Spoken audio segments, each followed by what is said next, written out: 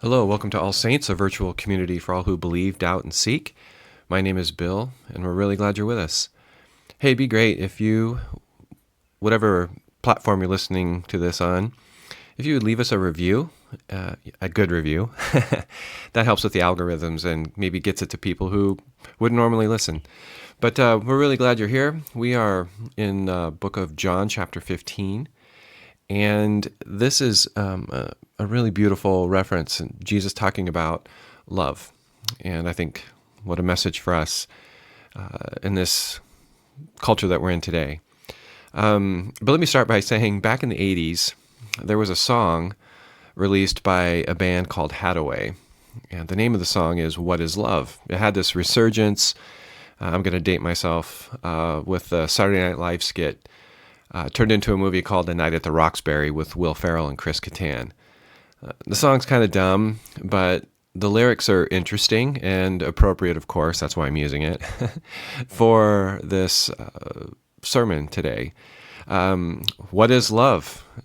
I'm not going to sing it, but you can figure out the tune probably because I'm sure you've heard it.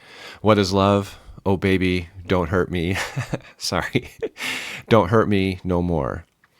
No, I don't know why you're not fair. I give you my love, but you don't care. So what is right and what is wrong? Give me a sign. Now, I'm not sure that this band ever envisioned the song becoming part of a sermon. However, they aptly describe something all of us feel. I mean, feeling loved and being loved is one of the most important things in our lives, and yet it's so risky and vulnerable. So the text is this. It's John 15, verses 9 through 17. But I'm going to start in verse 12. This is my commandment, says Jesus, that you love one another as I have loved you. No one has greater love than this, to lay down one's life for one's friends. You are my friends, if you do what I command you. I do not call you servants any longer, because the servant does not know what the master is doing.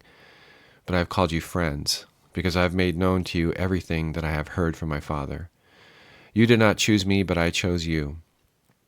And I appointed you to go and bear fruit that will last, so that the Father will give you whatever you ask in my name. I am giving you these commands so that you may love one another. And many people live their lives seeking to be loved.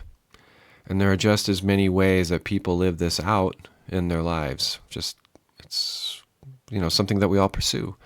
One aspect of showing love is by doing what is best for others, despite how much it might hurt them or us. Another way of showing love to others is to give them gifts. Even if it is seen as trying to buy someone else's affection, we can shower someone with love, especially when we're trying to win their hearts. We can give of ourselves to advance someone else's desires as well. There are many ways to show love. The thing, though, the true depiction and demonstration of love has nothing to do with feelings at this point. However, I want us to note something in particular about these descriptions of love. Each one of them can be both positive and negative. Each demonstration of love that I've described, and there are many more, but all of them can be either positive or negative. There are good ways to show someone how much we care, but if we take them to the extreme, it can be detrimental to ourselves and others. Look possessive, look insecure, etc. And I don't think Jesus was trying to instruct the disciples to become overbearing or doormats. But I do think he wanted them and us to realize that only through showing love can his mission in this world be fulfilled. I'll say that again. Only through showing love can the mission of Christ in this world be fulfilled. So at this point, let's consider what Jesus might have meant. First and foremost, we need to understand that Jesus did not come up with this concept first. Well, he did, but in this particular way of saying it. God commanded the first humans to love in Genesis chapter 1. When God created humans, it was to be in relationship with one another and the world around them. God wanted his creation to experience love together. God's intention has always been for you and me to experience love at a deep level in every aspect of life. I think that's important for all of us to really understand and realize is that this has been God's intention forever, from day one. So God showed us another way of love by giving us the Ten Commandments. Now, I realize this could be a very controversial thing to say, in particular how this is being played out, the Ten Commandments, in politics and politicians trying to get the Ten Commandments in schools, etc. There's We're not going there. Many have used the Ten Commandments exactly opposite the way they were intended. Again, we're not going there. But the Ten Commandments can be broken down into Jesus' two commandments, love God and love others. Each of the commandments speaks to one of these two. Now let's jump forward several hundred years. At the birth of Christ, we are told by the gospel writers that love and light came into the world through the Christ child. So to quote an earlier verse in John's gospel, says, John 3:16, God so loved the world that he gave his only son. So throughout our history, God has exemplified love for us through the words, deeds, and writings of all that we have in the Scriptures. When we get to the point that we are in Jesus' life, it is Jesus who is trying to emphasize what God had been saying for thousands of years. What is love? Jesus is like, here it is. So what we have today in our text are Jesus' final instructions to his disciples. And some 60 years after Jesus' death, and for us nearly 2,000 years later, his words are timeless. So what does Jesus really say in this passage? Let me say something that you out there, you can Google or chat GPT, which I think is more effective, and you can verify. Jesus instructs his disciples to have to love at least 8 times in this passage. The verses we are looking at today, Jesus says the word love or its derivative 8 times. Think about this. I mean, really think about it. What is the message Jesus is trying to get across and is getting across? There is one other nuance that I want you to consider. And Jesus speaks these instructions to his disciples on the very night in which he was betrayed, arrested, and sentenced to death. To think that Jesus was saying this to them just before he was about to be tried, beaten, and killed, and even more scandalous, he was instructing them to love their enemies, particularly since Jesus also knew that each of the 11 people before him that night would eventually die in a very horrific way. Here's the other thing we need to consider. Jesus is comforting his disciples when anyone in today's society would likely be panicking and looking for a way out. On the night that he shared one final meal, washed the disciples' feet, and had just sent away one of his friends who would sell his life for 30 pieces of silver, he instructs and comforts the remaining 11 by showing them love. Despite all this, these words still challenge and comfort us today. So, in today's world, there's so much that is not loving, and it would take me all day to list some of the many ways that society teaches us not to love. And I really think that this is at the heart of Jesus' teaching. While the heart of Jesus' teaching really is about loving each other, there is something more to it than the word love, which is often overused and said without truly meaning it. Earlier in the text, Jesus talks about the vine and pruning. If you go back a few podcasts, well, the last 2 podcasts, you can hear some of our description of of being part of the vine and being pruned by the vine dresser. But this text applies. Loving is more than just saying the word. We must act and be loving in everything that we do. Now, full confession, I fall into the trap of sitting around the table and complaining and arguing and being opinionated. And as much as I hate to admit it, it's really easy to do. I fall into the trap of getting angry and saying things that are truly hurtful. I fall way short of loving as I think Jesus is teaching us.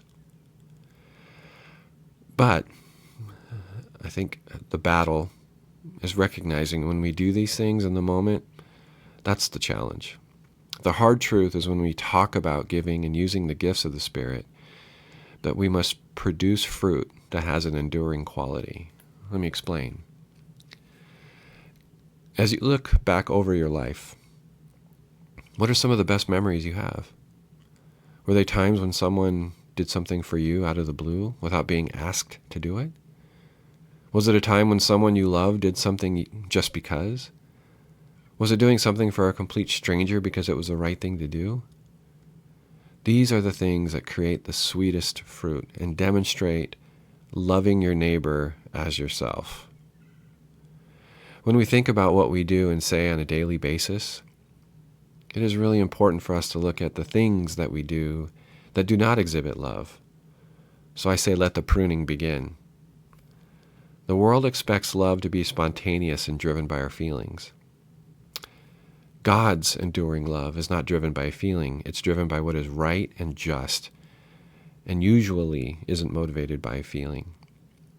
In Jesus' final hours, he gave this instruction. Sometimes we have to do what is right, even when we don't feel like it. Though it may not be acknowledged or not be reciprocated, love can hurt, but the result is something that will last for eternity. So I think in this short little sermon podcast, to really consider, when we're in the society that we're in, that seems okay to be able to tear people down or criticize or judge people for their beliefs politically, in particular politically. But what is the way of Jesus in that it demonstrates what his mission is? It's love. And how do we do that? How do we practice that? Well, I think that's something that we have to take up with God. I think it's something that we need to get with each other and help each other do this. And I think this is one of the things that we are trying to do with our virtual community, is just creating these ways in which we can engage with people, encourage people, and educate people and each other to be the people of love that Jesus commanded us to do, because that's what we do. So I'd encourage you to share this with somebody. I encourage you maybe to listen to it again because it's short.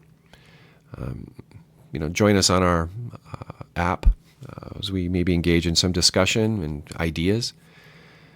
But let me pray. Lord, thank you that you showed us, you took the first step toward us.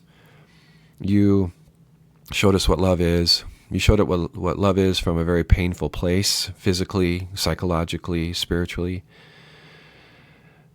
And you gave us an example that God, the way people are going to see what it means to be in a relationship with God is how we show love to one another and to others. So Lord, I just pray that you would help us do that. I thank you for everybody listening today. You'd be with them.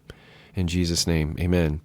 Hey, please download our app at the App Store, Google Play, Amazon. You can go to our website and find ways to do that. You can also donate. You can sign up for our mailing list. We'd love to have you part of our community. Have a great one. Thank you. Bye-bye.